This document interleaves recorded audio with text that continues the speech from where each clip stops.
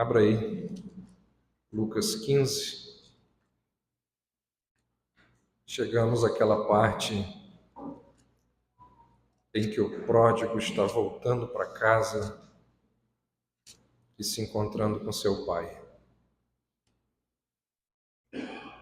Vamos ler desde o início. Certo homem tinha 2 filhos. O mais moço deles disse ao pai: Pai, dá-me a parte dos bens que me cabe. E ele lhes repartiu os haveres. Passados não muitos dias, o filho mais moço, ajuntando tudo o que era seu, partiu para uma terra distante, lá dissipou todos os seus bens, vivendo dissolutamente. Depois de ter consumido tudo, sobreveio àquele país uma grande fome e ele começou a passar necessidade. Então ele foi e se agregou a um dos cidadãos daquela terra, e este o mandou para os seus campos a guardar porcos.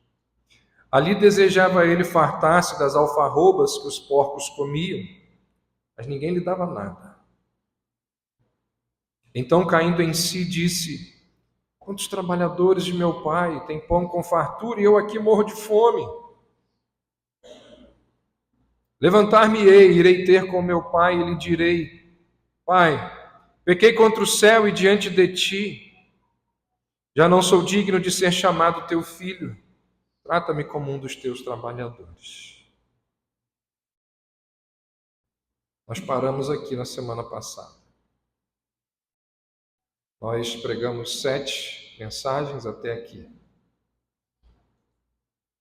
Semana passada nós analisamos a atitude do pródigo de se levantar de onde estava e voltar. E aí o verso 20 diz que ele volta. E levantando-se, foi para o seu pai. Percebam aquilo que falamos semana passada. Convicção não é conversão. Ele entende que precisa voltar. E ele volta. Ele percebe a situação na qual se encontrava e volta. E aí diz o verso 20 que ele foi para o seu pai. Vinha ele ainda longe, quando seu pai o avistou. E compadecido dele, correndo, o abraçou e o beijou. Surpreende, nós vamos ver a quantidade de verdades e de ensinamentos numa única frase. Jesus diz que aquele menino vinha ainda longe, muito longe. Longe de onde? Longe de muitas coisas. Vinha ele longe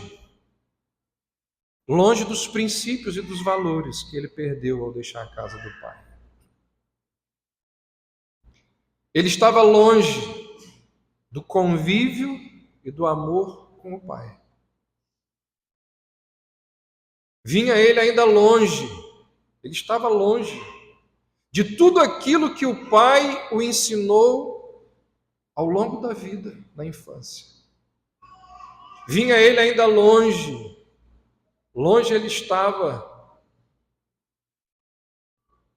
da casa, do contexto, que entregou a ele ao longo de décadas coisas boas, coisas agradáveis, que o convidaram a um retorno. Vinha ele ainda longe. Ou seja, ele estava fora da aldeia. Ele ainda não tinha entrado na aldeia, ele estava longe. Ele ainda vinha por aquela rua empoeirada que desembocava lá na aldeia. O texto não diz, mas nós podemos inferir que quando o pai o avistou, quando o pai viu o filho desobediente, ainda era dia. Por que ainda era dia? Porque naquela época não tem energia elétrica. Então, para o pai visualizar, ainda tem que ser dia. E por que esse detalhe é importante? Porque se ainda é dia, significa que o centro do vilarejo está cheio de gente. Se ainda é dia, os mercadores estavam ali vendendo as suas mercadorias. Se ainda é dia, as pessoas andavam de um lugar para o outro, apressadas, cada uma resolvendo ali os seus problemas. As mulheres estão ali tomando conta das crianças por onde quer que elas estejam indo. Os idosos estavam assentados nas praças, vigiando e percebendo tudo o que acontece, porque ainda é dia. Então, no momento que o menino aparece, ainda longe, quando ele vem na direção do vilarejo, certamente que alguém iria reconhecê-lo. E é muito provável que essa pessoa que o reconhecesse, provavelmente correria até o pai, para dar a notícia ao pai de que o menino estava vindo. Só que o texto diz que o pai está esperando por ele. Não precisava alguém correr e avisar ao pai, porque a parábola diz que o pai aguardava o menino. E esse é um dos detalhes mais encantadores e extraordinários dessa história. O pai esperava pelo filho. O pai aguardava pelo filho. O texto diz que vinha ele ainda longe quando o pai o avistou. Quem que está procurando por quem aqui? Chega nesse detalhe da parábola e quem está procurando é o pai. É o pai que estava lá procurando por ele. O contexto nos permite dizer que aquele pai estava constantemente esperando o retorno do filho. Como Stênio colocou aqui de forma brilhante na poesia, como o texto nos permite inferir, o pai estava ali constantemente no portão, aguardando o retorno do filho, porque ele sabe. O pai sabe que o menino vai voltar. Mas como assim ele sabe? Sabe porque aquele estilo de vida não se sustenta. Sabe porque aquilo que o menino foi procurar naquele lugar, na terra distante, ele não vai encontrar. Então o pai sabe que ele vai voltar, e se ele vai voltar, o pai está ali esperando por ele. Vinha ele ainda longe, quando seu pai o avistou. E correndo, e compadecido dele, primeiro vem a compaixão. Compadecido dele. A melhor tradução aqui para essa expressão compadecido dele é que o coração do pai se condoeu.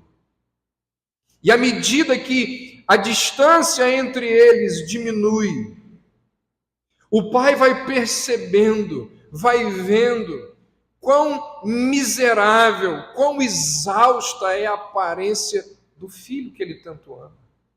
À medida que eles vão encurtando a distância, o pai vai ficando completamente enternecido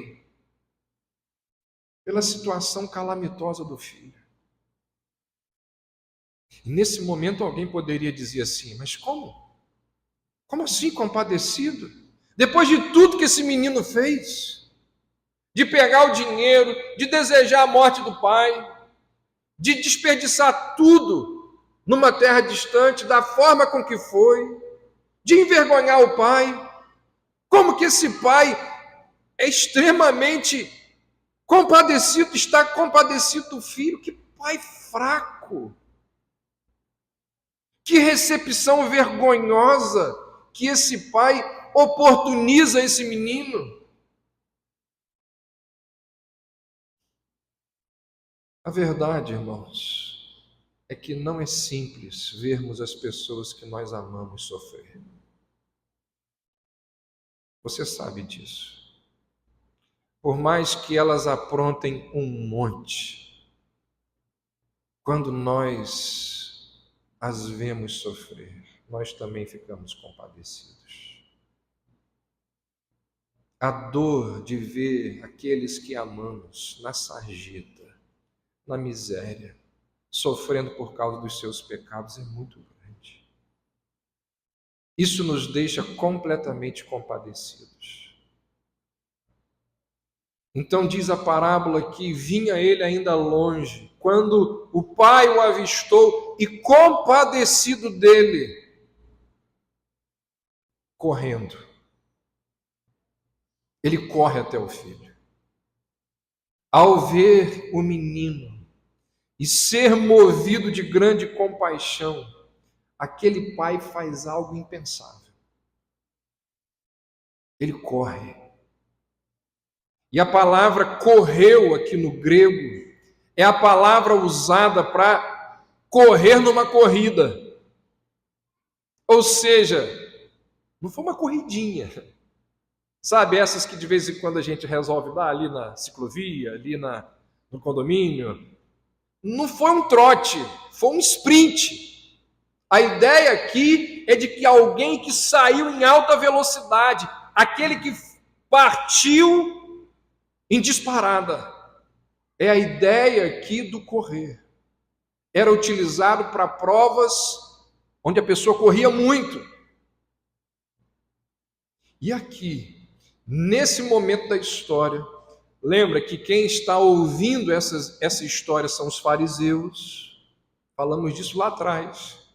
É muito provável que nesse momento da história os fariseus tenham dito assim: não é possível. História mais sem noção. Agora, se existia ainda alguma dignidade nesse pai, acabou completamente. Porque os nobres no Oriente Médio, eles não corriam. E não corriam por dois motivos. Primeiro, porque correr lembrava que algo saiu do controle. E esses homens estão ali o tempo todo querendo controlar ou tentando controlar todas as coisas. E quando algo sai do controle, era sinal vergonhoso para esses homens. Então correr lhes significava ou simbolizava que algo saiu do controle. Esse é o primeiro motivo.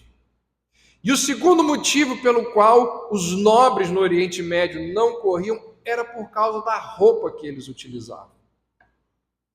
Aqueles homens utilizavam túnicas longas. Você já participou, já viu? A maior parte de vocês eu tenho certeza que sim. Quando tem algumas encenações em algumas igrejas, quando nós realizamos batismos aqui, vocês já viram aquelas túnicas que nós usamos? Algo semelhante. Não tem como uma pessoa com uma túnica daquela correr. Porque se tentar correr, ela vai tropeçar. Então, como que aquele homem sai em disparada? Só tem um jeito dele correr. Qual é? Ele levantar a roupa. Ele levantar o roupão. Então você imagina, o menino está vindo. Ele está olhando. Ele vê que é o menino.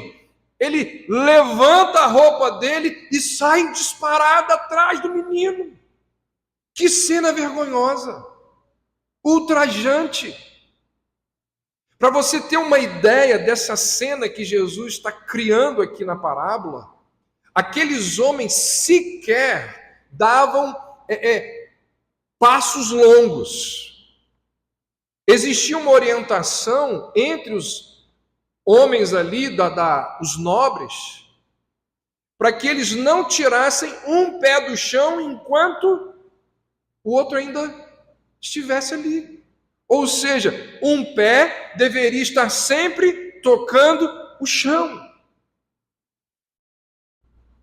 Qual era a razão desse costume?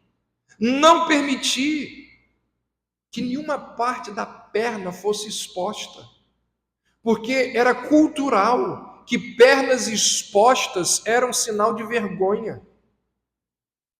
A história judaica conta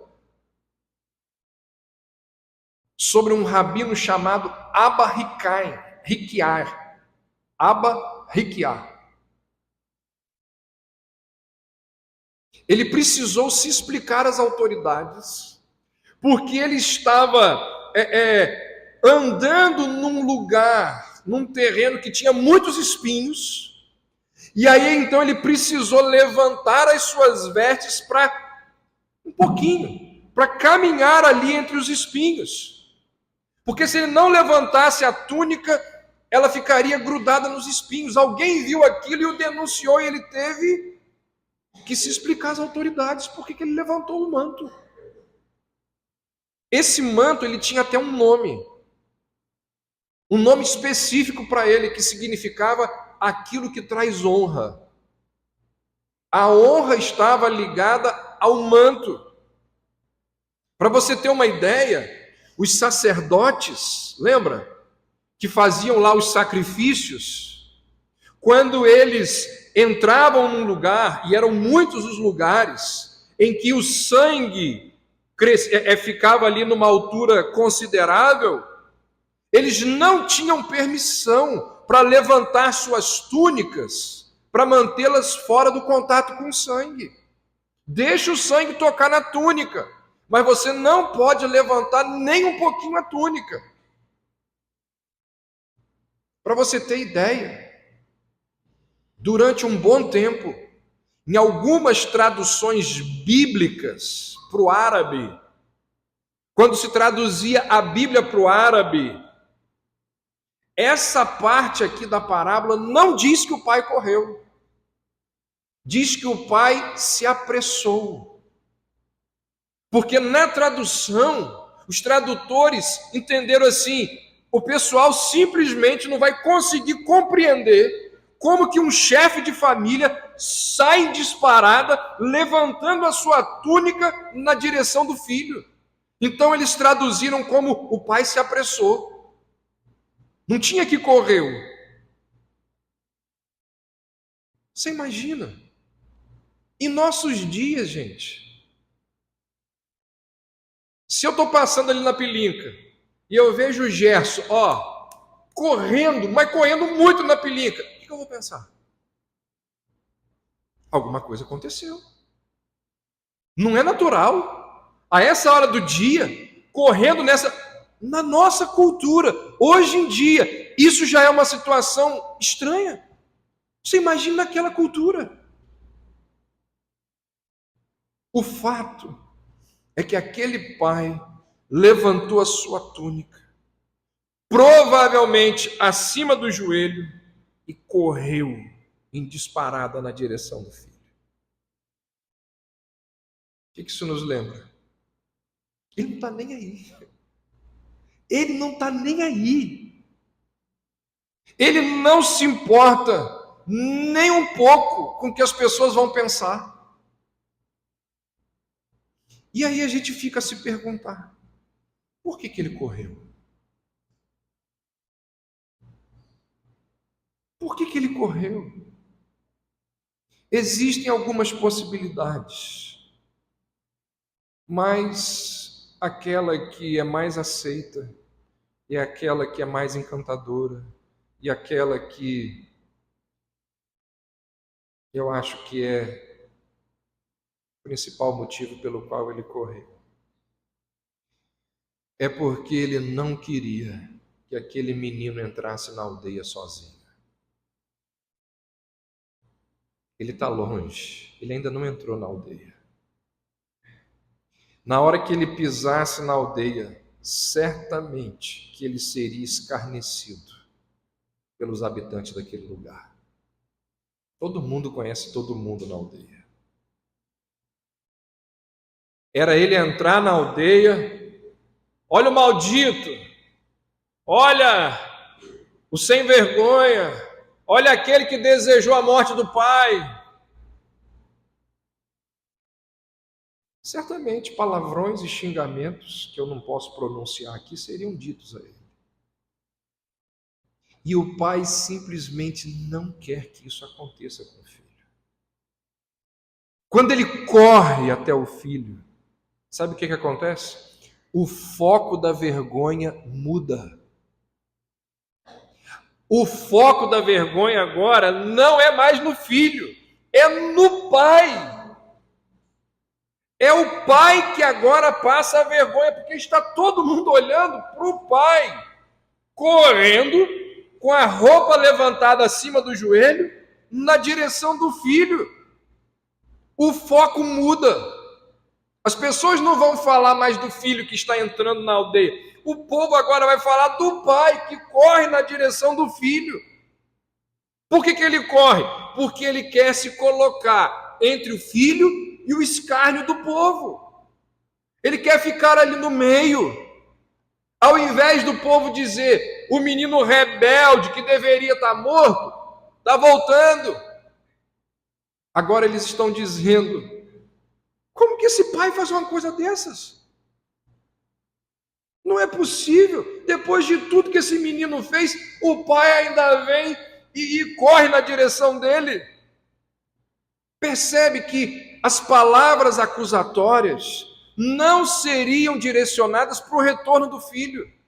As palavras acusatórias seriam direcionadas para a atitude do pai que corre até ele.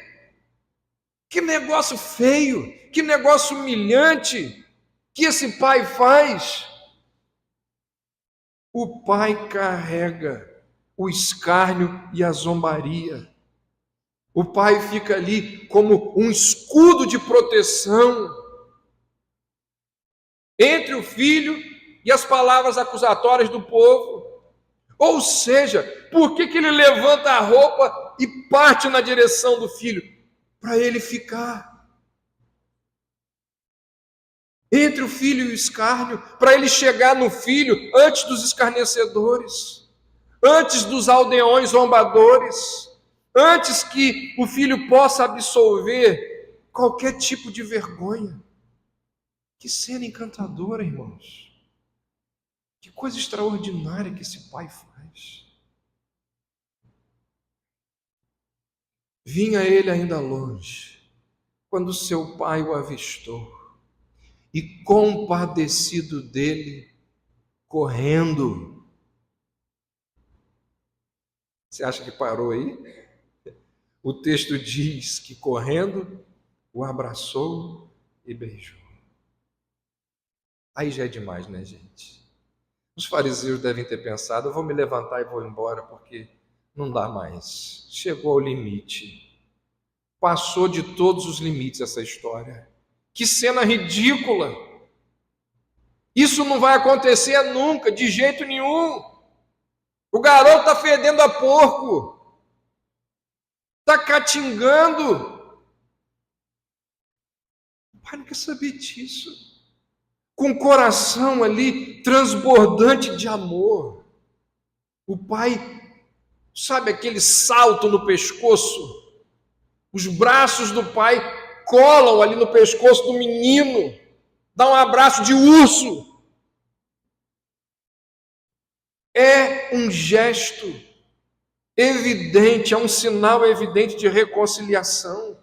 Fica claro naquele gesto que ele está outorgando perdão ao filho. Além de abraçar, diz o texto que ele beija o filho fedorento. Lá no original, sabe como que está? Diz assim que ele o beijou repetidamente. Ele o beijou incansavelmente. Ou seja, ele não para de beijar o menino.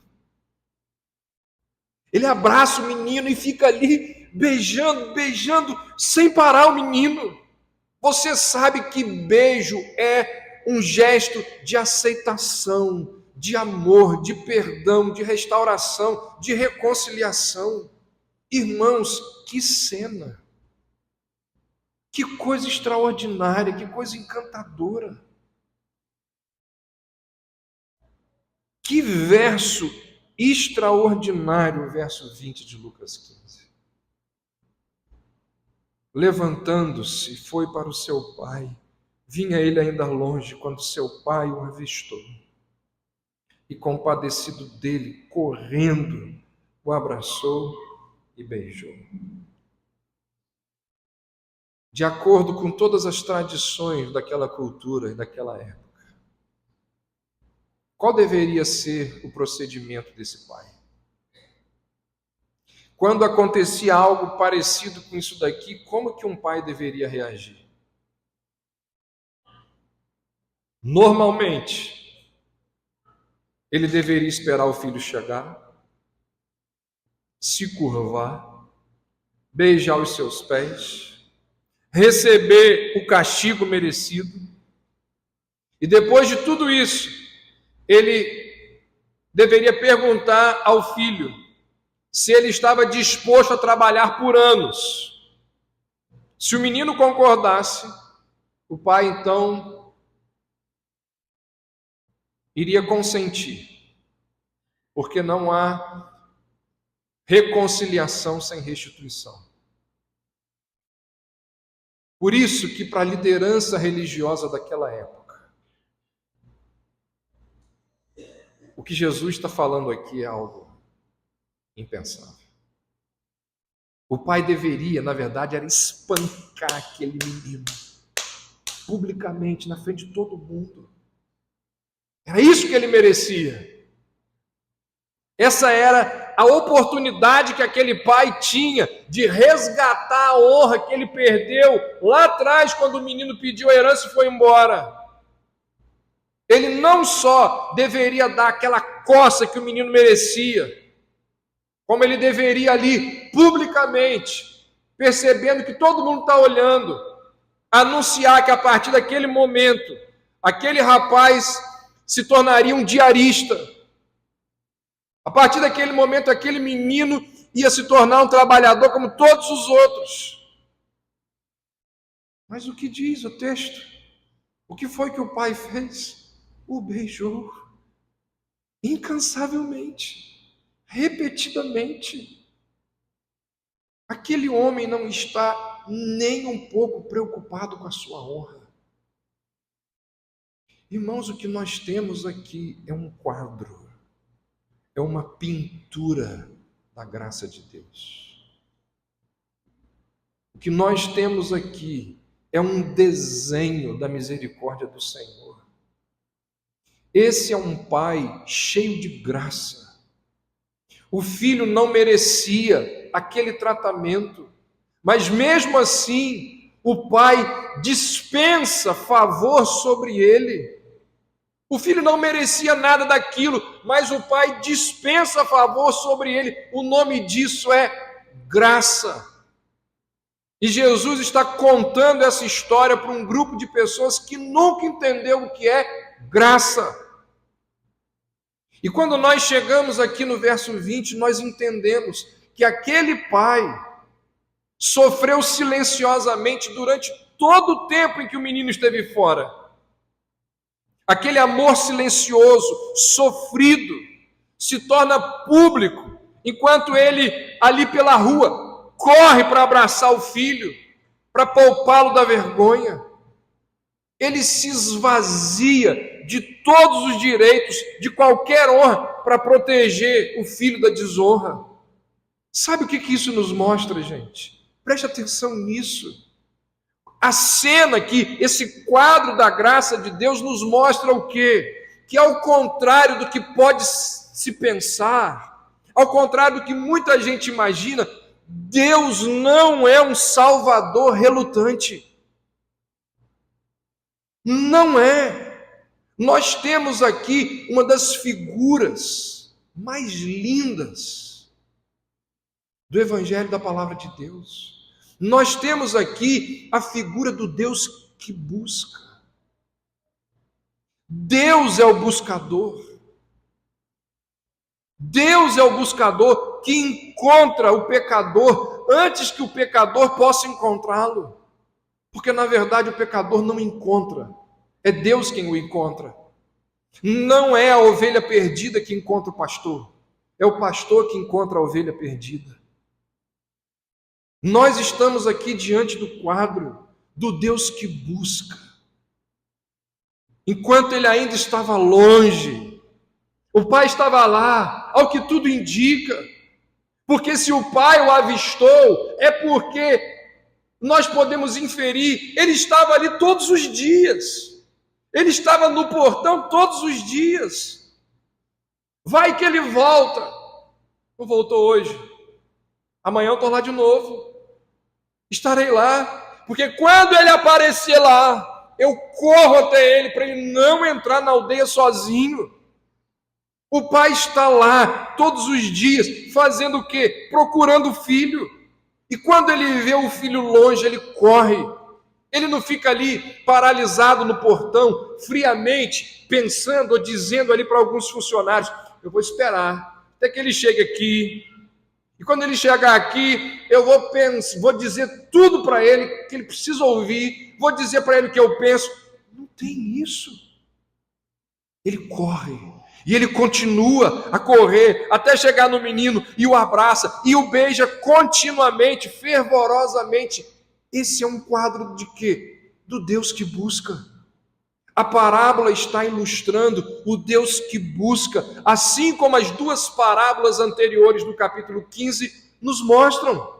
Não foi a moeda que encontrou a senhora, não foi a ovelha que encontrou o pastor.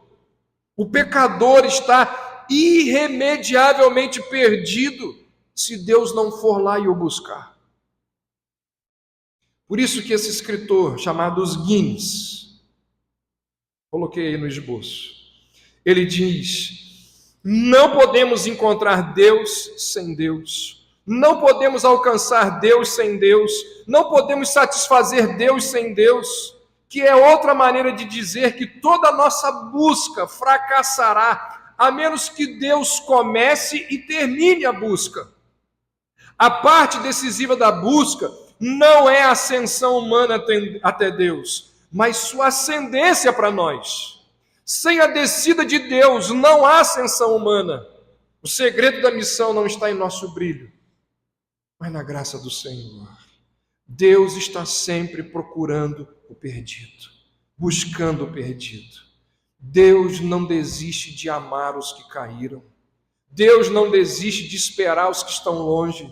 Deus não desiste de insistir com todos aqueles que não querem entrar. O amor do Pai, quando a gente olha para a parábola, o amor do Pai irradia, surge ali do centro da história, iluminando o filho ressentido que está lá do lado de fora, o mais velho, que a gente nem falou nada sobre ele ainda, mas também vindo ao filho humilhado, o mais novo que está chegando.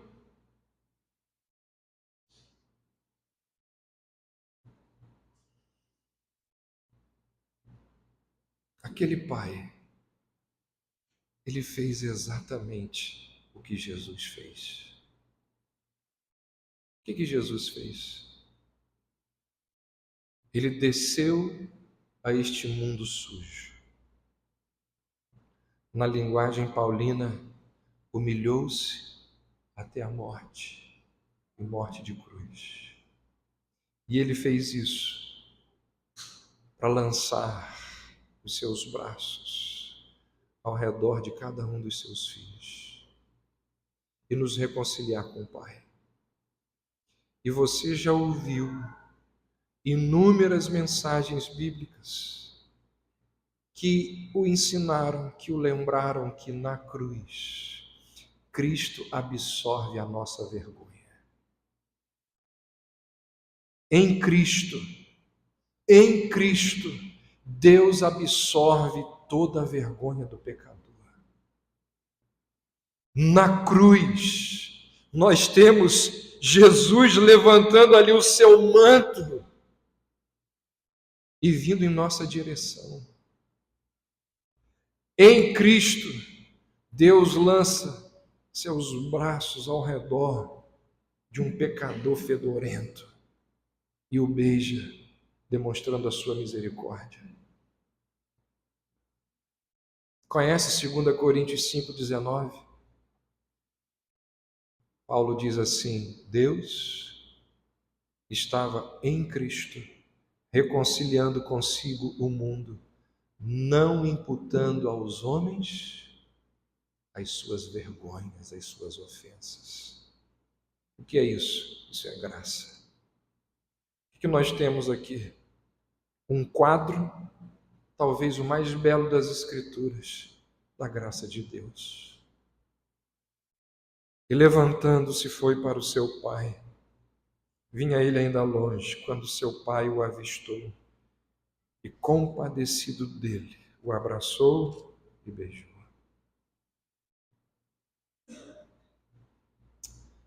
É permitido que o filho fale. Jesus dá voz ao rapaz. E ele fala para reconhecer o erro. O próximo verso diz: E o filho lhe disse: Pai, pequei contra o céu e diante de ti. Já não sou digno de ser chamado teu filho. Acabou. Fim do discurso.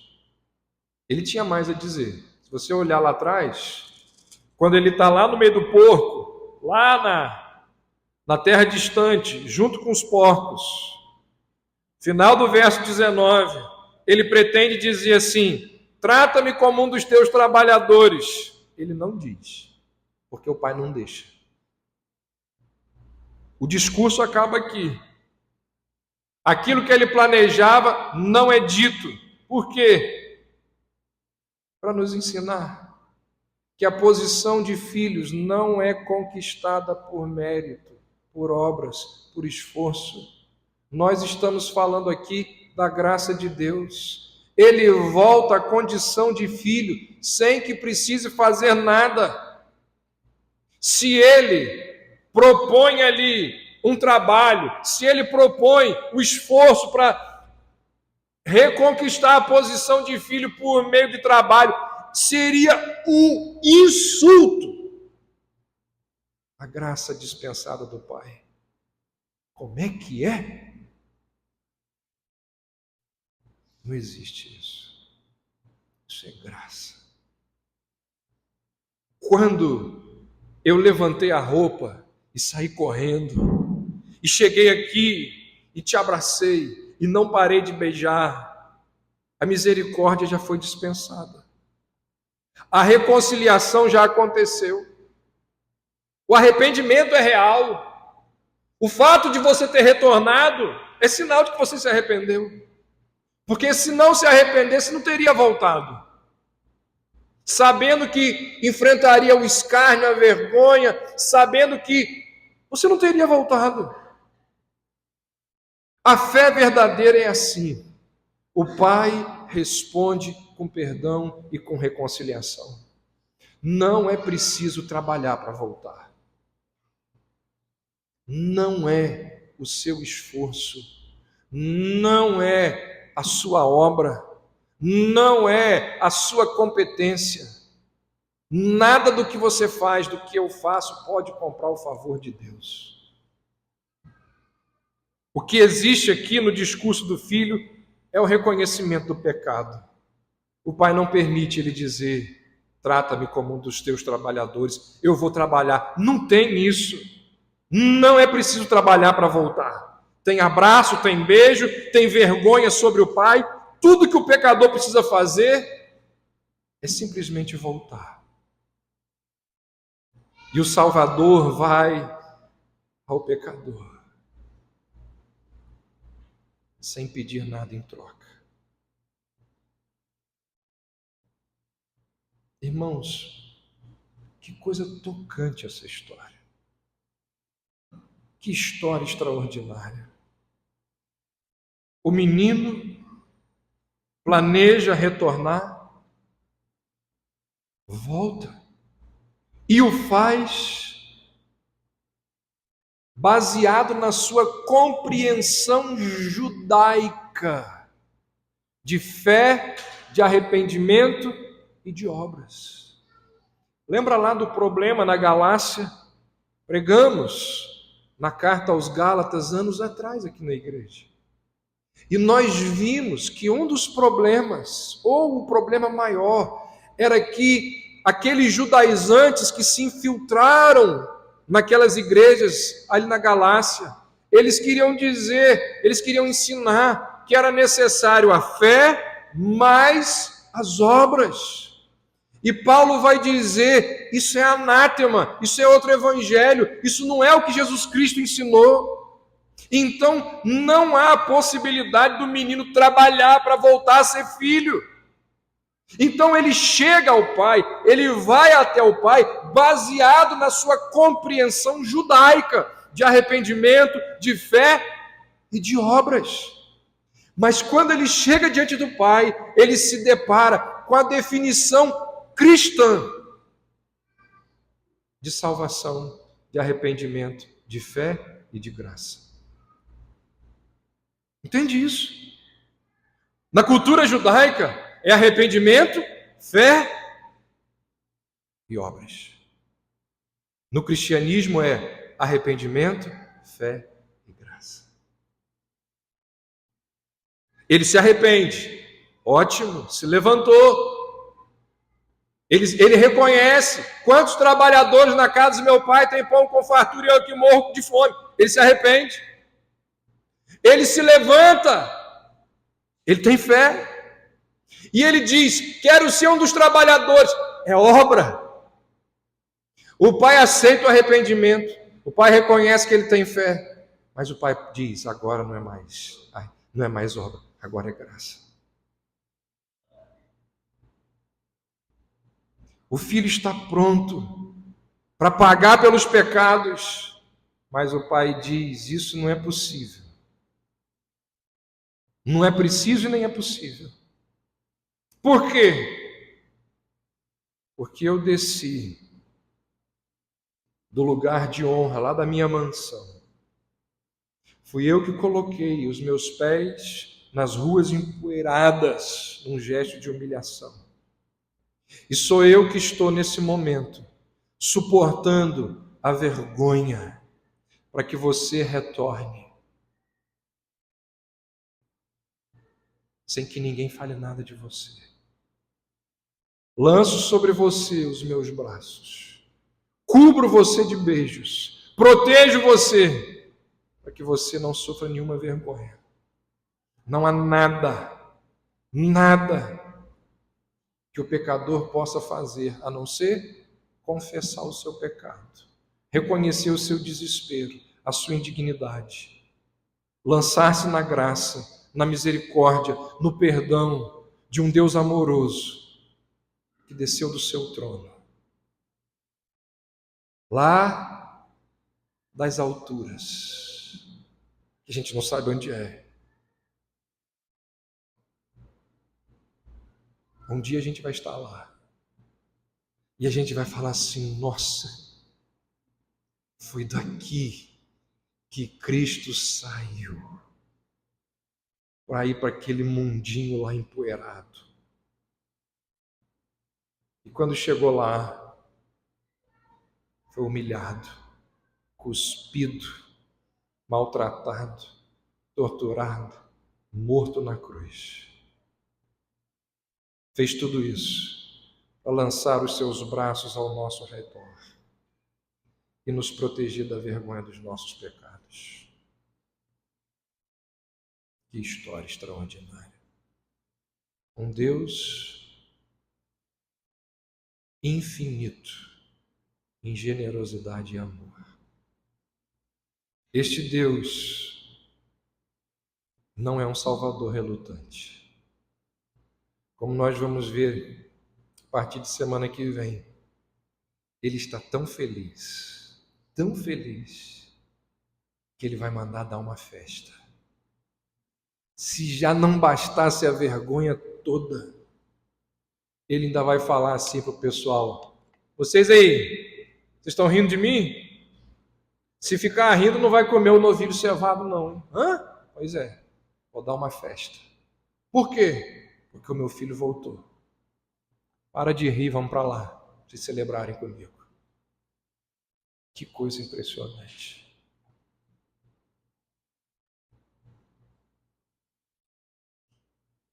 Eu vou encerrar lendo o que alguém uma vez escreveu sobre o retorno desse rapaz. Olha que coisa encantadora isso. É a minha história.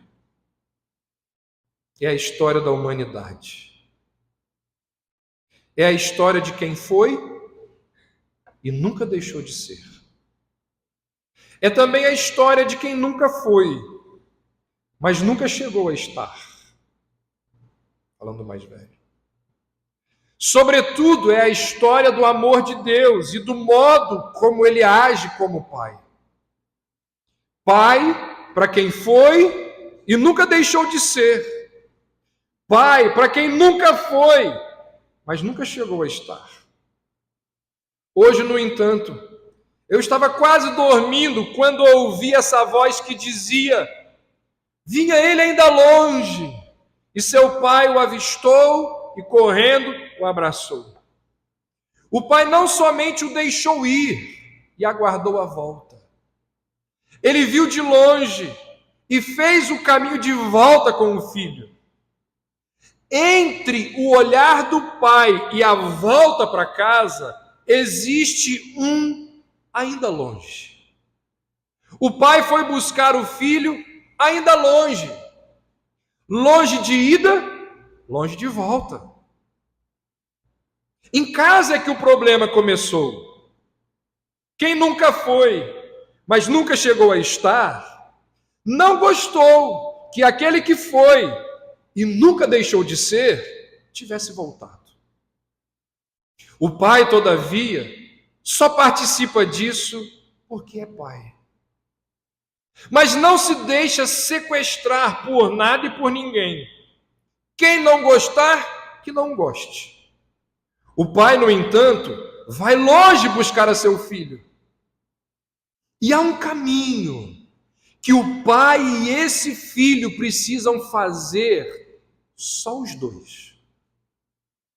Porque em casa há muito ciúme, muita competição, muita doença.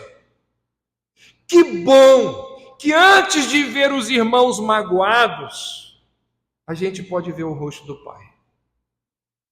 Que bom que ele vai encontrar com a gente ainda longe de casa. Antes que as impressões do ciúme e da inveja tentem estragar o encontro que vale, o encontro do pai com seu filho. Que bom que quando quem nunca foi, mas nunca chegou a estar, só aparece depois que o filho quebrado havia se entendido com o pai feliz. Louvado seja Deus, louvado seja Deus que existe esse ainda longe. Porque assim tem-se tempo para chegar em casa tão cheio do amor do Pai, que não se tem mais tempo e nem coração para ficar doente com o ciúme dos irmãos. Vinha ele ainda longe. O pai o avistou e, correndo, o abraçou e o beijou. Que coisa encantadora, irmãos, é essa história. Uma poesia do amor de Deus.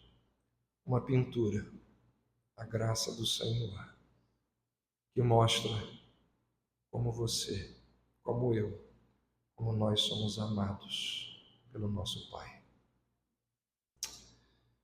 Ó Deus, louvado seja o teu nome por estas verdades tão encantadoras. Quantos dos teus filhos que aqui chegam nesta noite chegam machucados pela vida, doídos pelas suas misérias e seus pecados. Quantos que aqui estão neste momento com o coração sangrando por dilemas, por inquietações, dúvidas, as mais diversas. Ó Deus, que coisa boa é a gente ouvir sobre o Evangelho. Que coisa extraordinária a gente ouvir sobre essa graça maravilhosa que nos recebe, que nos acolhe, mesmo quando nós estamos fedidos pelos nossos pecados, mesmo diante da nossa sujeira, imundície, o Senhor vem com os teus braços de amor e nos acolhe e nos abraça.